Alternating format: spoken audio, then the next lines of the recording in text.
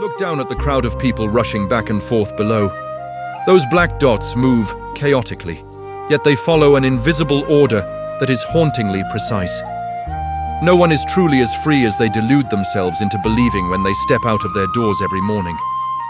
Why is it that the most foolish people who utter the hollowest statements often sit in the highest positions, dispensing the most ridiculous commands, while the crowd of intellectuals below, laden with degrees, nod their heads incessantly like chickens pecking at grain? That is not respect. That is fear disguised by stiff smiles and sweaty, grimy handshakes. Logic is a luxury item used by the weak to justify failure, but for those in power, logic is merely a customizable tool used when liked, broken when not, and tossed into the wastebasket like a piece of spoiled scrap paper. When an irrational order is issued from the mouth of someone with money, do not be quick to mock or despise their ignorance. That ignorance is calculated, a sophisticatedly designed ignorance intended to be the most ruthless of filters. Imagine a scenario so familiar, it is boring in the workplace. A boss points at a clear, concise data report and says it is wrong, demanding it be changed to some fantastical number based on no factual basis whatsoever. The brain's first reaction is always resistance, the simmering anger of wounded self-esteem, the ego screaming to prove the truth. But stop for a second to look deep into the eyes of the one giving the order. Do they know they are wrong? Of course they do. Do they need the correct number? Not necessarily. What they need at that exact moment is absolute submission. This is the modern version of the classic idiom, pointing at a deer and calling it a horse. From the era of Qin Shi Huang, a brutal loyalty test where the truth is offered up as a sacrificial lamb. If you dare to stand up and argue, using sharp reasoning to prove the boss wrong, then congratulations. You have won the argument but lost the war of survival. The one who dares to say a deer is a deer will be eliminated, not for a lack of competence, but for being blind to the times, failing to see the noose hanging over their head. Meanwhile, the one who nods and praises how beautiful the horse is, despite a deer standing before them, is the one kept to proceed to the next round of the power game. The operating mechanism of this psychological trap lies in breaking down a person's normal logical structure to install a new operating system, where the superior's command is the only truth. When forced to carry out an absurd request, the brain falls into a state of extreme cognitive dissonance.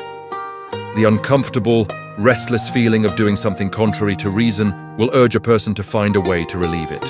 And the fastest, least painful way is not resistance, but self-persuasion. Convincing oneself that the request is somewhat logical, or at least necessary for the greater good. Gradually, the boundary between right and wrong is blurred, leaving only the boundary between pleasing the boss and being victimized. This process does not happen overnight. It is a gradual erosion, like water wearing away stone. Today, it is a request to buy a specific type of coffee at 3 in the morning. Tomorrow, it is a request to redesign a logo according to a disastrous aesthetic taste. And the day after, it is a request to sign ambiguous documents. Every nod is a moment where self-respect is whittled down a little more until it becomes perfectly smooth, allowing one to slip through every narrow crevice of fame and ambition. Make no mistake, this is not a story of mere manual laborers, but the tragedy of the hired elite, high-end slaves in crisp suits, masters and doctoral degrees hanging solemnly on the wall. Years of diligent study in the West suddenly become meaningless, even a burden, in the face of a single frown from the one who pays. The more intelligent and knowledgeable one is, the greater the pain of bowing before absurdity. And it is precisely that pain, that internal tearing, which is the favorite seasoning of the upper class. They do not need mindless machines that just work. They need conscious souls who choose to sell their consciousness cheaply in exchange for security. The feeling of subjugating an intelligent person is far more exquisite than giving orders to a fool. It is the sensation of absolute power, the power to bend both the will and the intellect of another. This screening process is ruthless because it eliminates those with too strong an independent mindset, those viewed as potential risks to the stability of the miniature dictatorial system within each enterprise. Those who remain, those who have passed the loyalty test will become the most effective tools. They no longer ask why, they only ask how and when. They become extended arms, executing every dark or crazed intent of their master without a ripple of conscience. For their conscience was priced and bought outright from the very first compromises. Once the first compromise is accepted, the second becomes 10 times easier. Conscience, or self-respect, is like virginity. It is only lost once. When one grows accustomed to nodding before what is wrong, the moral boundary fades, leaving only cold calculations of self-interest. Look at the meetings that last for hours, but solve nothing, where breakthrough ideas are smothered by rigid procedures and conservative egos. That is not accidental inefficiency. It is a systematic inefficiency designed to maintain the hierarchical order. Forcing employees to produce inconsequential reports and hollow presentations is actually a way to deplete their energy for resistance. When people are too busy with meaningless things, they no longer have the time or energy to question the nature of the system or the injustice in the distribution of benefits. Exhaustion turns them into obedient sheep, merely hoping for the workday to end so they can go home and sleep, forgetting the dull reality. And so, day after day, the loop of work, obey, and receive salary becomes a way of life, a soft iron cage locking away the soaring dreams of youth. The naked reality is that this society does not operate on truth or mathematical logic, but on power dynamics and group interests. Logic only has value when it serves the interests of the strong. When it stands in the way, it is regarded as defiance or a negative attitude.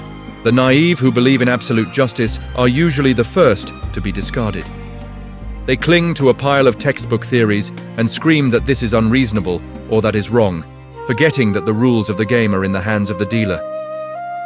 The dealer has the right to change the rules whenever they want, even in the middle of the hand. That uncertainty, that absurdity, is the tool of control. If everything were clear and transparent, if everyone could predict the outcome, the power of the leader would be diminished. Incomprehensibility and capriciousness create a mysterious shroud of mist, forcing subordinates to live in a state of constant anxiety and apprehension, constantly watching the boss's expression to guess their intent. And it is that very anxiety that forces them into emotional dependency on the ruler. Have you ever wondered why sweet lies are always more popular than the naked truth? Because the truth is often painful and demands change, while lies offer false comfort and maintain the status quo. A boss prefers to hear phantom achievement reports rather than factual difficulties, because phantom achievements make the boss look good to their own superiors. A chain of deception is established from the bottom up, lubricated by the complicit silence of everyone. Anyone who breaks that silence by speaking the truth becomes a spoiler, a common enemy of the entire system. In a collective where everyone lies, the one who tells the truth is the one who is insane.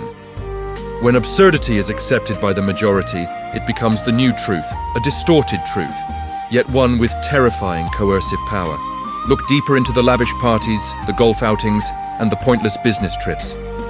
Those are the places where deals are struck, where the threads of interest are tightened, not through work competence, but through the ability to be sensible.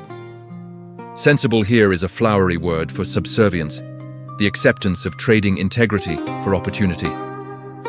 A person of extraordinary talent who does not know how to raise a glass at the right time, or how to laugh along with the boss's bland stories, is merely someone standing on the sidelines of the game.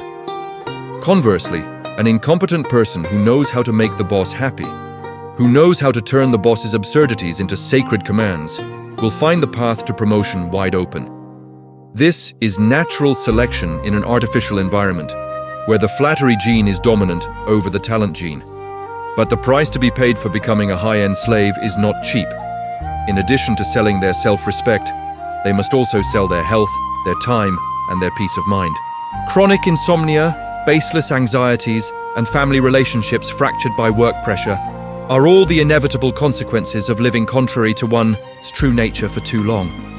They clothe themselves in designer brands and drive luxury cars to cover the emptiness within. They try to fill that void with expensive vacations and the latest tech toys. But the satisfaction is as fleeting as a passing breeze. leaving behind an even greater sense of wretchedness. They become prisoners in the very gilded prison they worked so hard to build, holding the key in their hands, but not daring to open the door and walk out, because outside is uncertainty and the fear of losing the privileges they possess. The rule of this game is cold and decisive. Either become the one who makes the rules, or learn to play the role of the blind and deaf to perfection. There is no room for being non-committal or halfway. To survive, one must know how to swallow their pride, how to turn humiliation into the motivation to climb higher.